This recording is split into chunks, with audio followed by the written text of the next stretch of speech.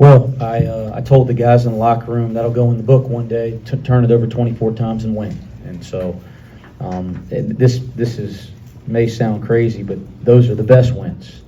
Sometimes the best wins are when you can't make a shot and can't throw it in the ocean and you still find a way. One time, years and years ago, coaching a team, we gave up 24 made threes, 16 made threes in the first half, and we still won the game. And I think when you can overcome some things like that, the character piece is the part you're most proud of, and those are the ones you remember the most. But I'm really, really pleased that we won. I have so much respect for Anthony and for the Dayton staff. I've gotten to know those guys being in the area here.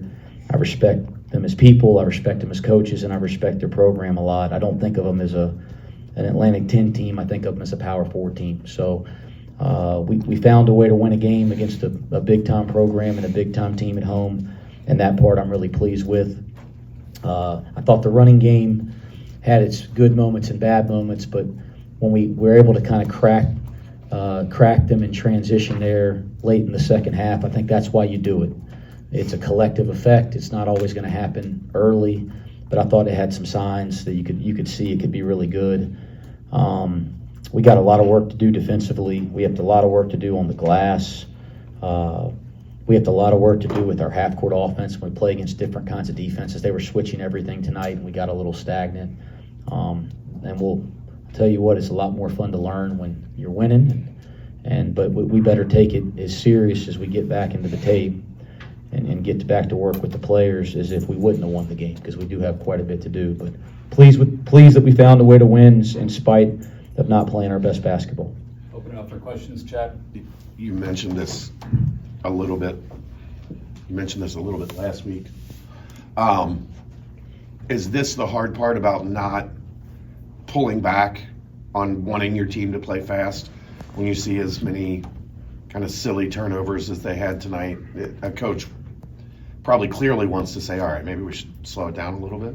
Yeah, you can't do that. If you want to be a great, and it's exactly why most teams only talk about running in recruiting. Well, everybody says they run in recruiting. I mean, everybody in recruiting says we're going to play fast. And then they talk about it in the summer in their practices and maybe a little bit into the fall. But when you get to it and it gets a little wacky out there, you want to kind of get back in control. And if we're ever going to be the kind of running team that I think we're going to be, we got to play through some stuff. Now, all these turnovers weren't because of our pace of play. Some of them were breaking the press.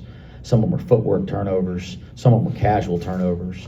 But no, the other thing is, number one, nobody's going to work on getting better more than I am after I get out of this press conference.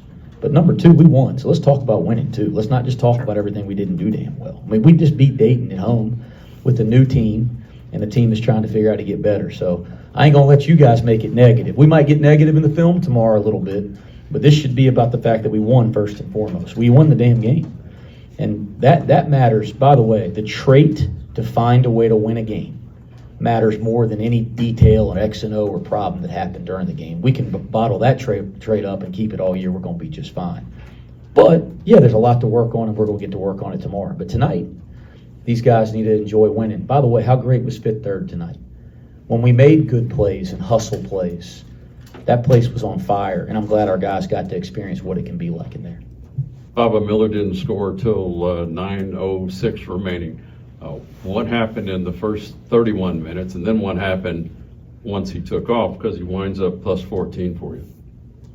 We won. That's what happened. I heard that, yeah. We won. I don't care who scores and when they score, and we got a team that's going to learn not to care about any of that either. But, hey, it wasn't his night offensively there for a while, but he kept playing. He had a great impact on the game, and he finally cracked and made some great plays.